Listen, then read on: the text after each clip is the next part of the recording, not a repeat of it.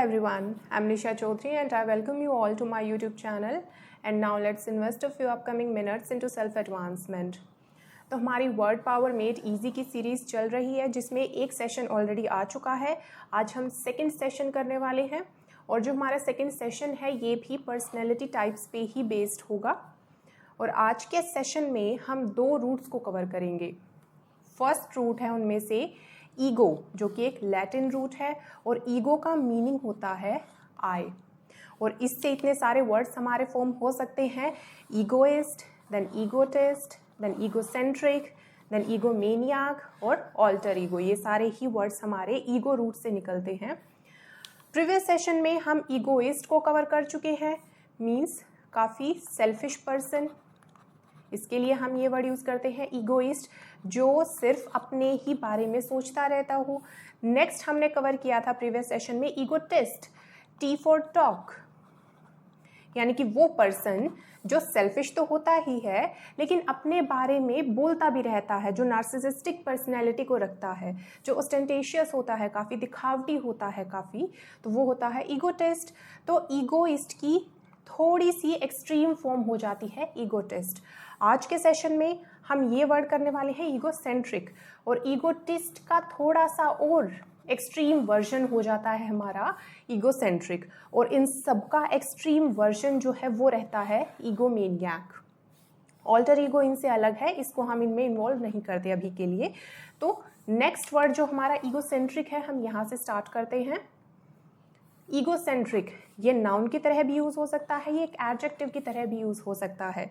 For example, अगर मैं कहती हूँ what an egocentric person he is, what an egocentric person he is। तो यहाँ पे देखिए पर्सन हमारा नाउन हो गया और एडजेक्टिव की प्लेसमेंट नाउन के जस्ट पहले होती है। अगर आपने मेरे और सेशंस देखे तो आपको पता है कि एडजेक्टिव किस तरह से हम प्लेस करते हैं नाउन के जस्ट पहले, जो नाउन को डिफाइन करे। तो ये जो ईगोसेंट्रिक यहाँ पे है ये एडजेक्टिव की तरह से यूज़ हो रहा है। और अगर मैं डायरेक्ट ऐसे कहती हूँ what an egocentric he is, अगर मैं सिर्फ इतना रख रही हूँ इसको तो भी ये करेक्ट होगा, और यहाँ पे जो ईगोसेंट्रिक है एज अ नाउन यूज़ होगा। तो ईगोसेंट्रिक, जैसे कि मैंने आपको अभी बताया था थोड़ी देर पहले, ये ईगोइस्ट की एक्सट्रीम फॉर्म होती है। If a person is egocentric he considers himself the centre of the universe. इस नाम से आप देख सकते हो सेंट्रिक, यानी कि ये पर्सन ये मानने लग जाता है कि पूरे यूनिवर्स का यही सेंटर है, सभी लोग इससे जुड़े हुए हैं, सभी लोगों को इससे काम पड़ता है, ये सभी के काम पूरे कर सकता है। तो ये अपने आप को ही सेंटर मानने लग जाता है हर चीज़ का। Has little or no respect for interests and beliefs of others than his own।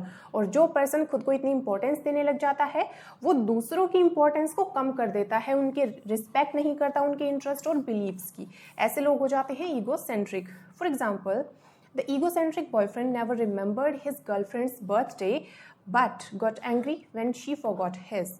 यानी कि वो जब उसका भूल गई बर्थडे उस टाइम पे उसे गुस्सा आया। तो ऐसे लोग होते हैं हमारे ईगोसेंट्रिक। नेक्स्ट ईगोमेनियाक। तो यहाँ पे दो रूट्स हैं actually, ego means I, next है हमारा मेनिया। मेनिया का मीनिंग हो जाता है मैडनेस, तो ये एक्सट्रीम फॉर्म हो जाती है। And egomaniac is obsessively wrapped in oneself. और अगर इसको हमें एडजेक्टिव फॉर्म में कन्वर्ट करना है तो आपको ये पता होना चाहिए कि AL ये एक एडजेक्टिव सफिक्स होता है। अगर हमें नाउन को एडजेक्टिव में कन्वर्ट करना है तो वहाँ पे हमें कुछ एक सफिक्स ऐड करने होते हैं। तो यहाँ पे जो सफिक्स ऐड होगा वो हो जाएगा AL। तो अब देखिए, अब तक हम इसको बोल रहे थे ईगोमेनियाक, लेकिन जैसे ही AL इसके एंड में लग जाएगा तो अब इसकी प्रोनाउंसिएशन भी चेंज हो जाएगी। अब ये ईगोमेनियाकल नहीं होगा, अभी हो जाएगा ईगोमैनिकल, ईगोमैनिकल। और इसका सिनोनिम हो जाता है megalomaniac. For example, some politicians are just self absorbed egomaniacs. तो अब तक हमने ये किया है ईगोइस्ट और ईगोटिस्ट, ये ऑब्नॉक्शियस टाइप के लोग होते हैं। Obnoxious means unpleasant, unpleasant. Next हमने किया फिर ईगोसेंट्रिक। इसका थोड़ा सा एक्सट्रीम वर्जन, ये लोग इनटॉलरेबल हो जाते हैं, यानी कि इनको झेलना बिल्कुल मुश्किल हो जाता है। और एक्सट्रीम वर्जन हमने किया है अभी ईगोमेनियाक। ये डेंजरस होते हैं क्योंकि ये स्लाइटली मैड होते हैं, क्योंकि इनके नाम से आप देख सकते हो मेनिया, यानी मैडनेस तो इनमें होगी ही। तो अब तक हम ये सारे वर्ड्स कवर कर चुके हैं। एक वर्ड रह गया हमारा ऑल्टर ईगो। अब ये वर्ड जो है ये दो अलग अलग रूट से मिलके बना है। एक रूट तो इसकी हो गई ईगो यानी कि आई, जो हमने अभी अभी कवर की है। नेक्स्ट रूट यहाँ पे हमारा एंटर हो जाता है यानी कि ऑल्टर। अब हम ऑल्टर से रिलेटेड जितने वर्ड्स फॉर्म हो सकते हैं वो सारे देखेंगे। तो फर्स्ट तो यही हो गया ऑल्टर ईगो। ऑल्टर का मीनिंग हो जाता है अदर, कोई दूसरा, लैटिन रूट है ये। नेक्स्ट वर्ड हो जाएगा हमारा ऑल्टरनेट, फिर ऑल्टरनेटिव, फिर alteration, altercation and then altruism. इन सभी को करेंगे। स्टार्टिंग करते हैं ऑल्टर ईगो से। ऑल्टर ईगो मीन्स अदर और ईगो मीन्स आई। तो अदर आई, ये हम दो सेंस में इसको यूज कर सकते हैं। एक तो हम इसको अपने बेस्ट फ्रेंड के लिए यूज कर सकते हैं, बेस्ट फ्रेंड के लिए, क्योंकि आप दोनों बहुत क्लोज हो, आप दोनों लगभग एक जैसी चीज़ें करते हो, यू थिंक अलाइक, एक जैसे तरह से आप सोचते हो, एक तरह से आप रिएक्ट करते हो किसी भी सिचुएशन में। तो आप दोनों ऑलमोस्ट एक दूसरे की मिरर इमेजेस हो। तो ऐसे केस में आप कह सकते हो कि ये मेरा जो बेस्ट फ्रेंड है, ही और she is my alter ego.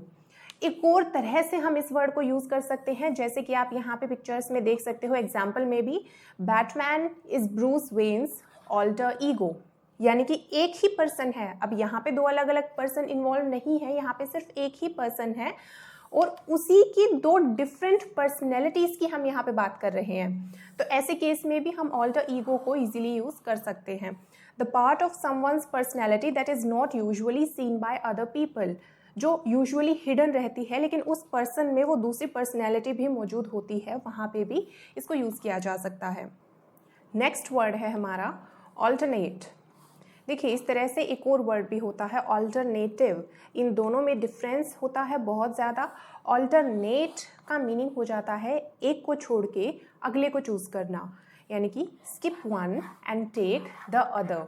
वहाँ पे हम इसको यूज़ करते हैं ऑल्टरनेट। अब जैसे अगर मैं कहती हूँ ऑल्टरनेट डेज, दैट मीन्स या तो मैं ऑड डेज की बात कर रही हूँ या फिर मैं इवन डेज की बात कर रही हूँ, यानी एक छोड़ के अगला, फिर एक छोड़ के फिर से अगला, इस तरह से वहाँ पे हम इसको यूज़ करते हैं ऑल्टरनेट को।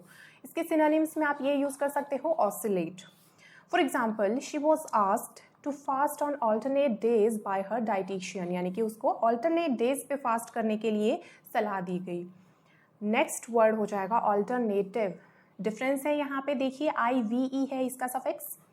तो यहाँ पे इसका मीनिंग हो जाता है अदर चॉइस, अदर पॉसिबिलिटी, कोई दूसरा ऑप्शन आपके पास है, तो वहाँ पे आप इसको यूज़ करोगे ऑल्टरनेटिव को।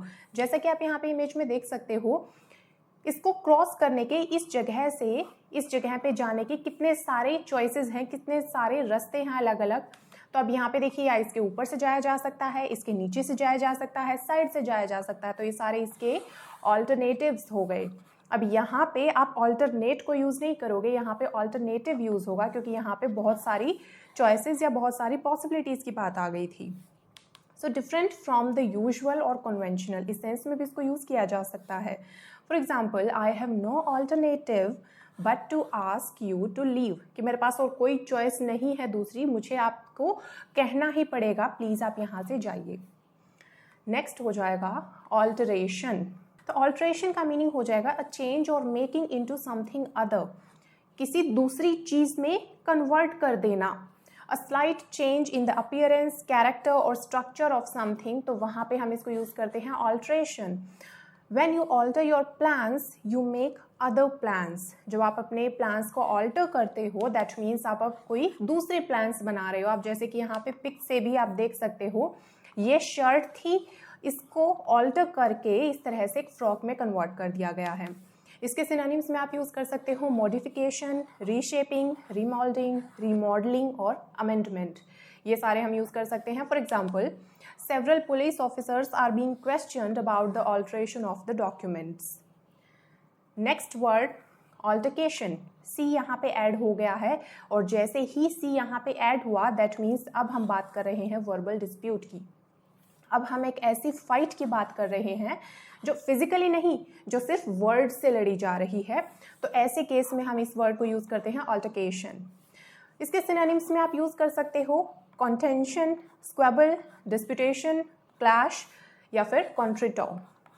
For example, according to witnesses, the altercation between two men started inside the restaurant, यानी कि रेस्टोरेंट के अंदर से ही उन्होंने ये बहस जो है अपने आर्ग्यूमेंट्स जो हैं ये स्टार्ट कर दिए थे, तो इसके लिए हम ये वर्ड यूज़ करेंगे altercation।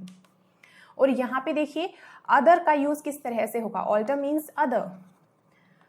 तो ऑल्टरकेशन तब होती है जब आपके आइडियाज़ दूसरे से, अदर पर्सन से डिफरेंट हों, आपके आइडियाज़, आपके other ideas, other plans, other opinions हों, वहाँ पे ऑल्टरकेशन होती है।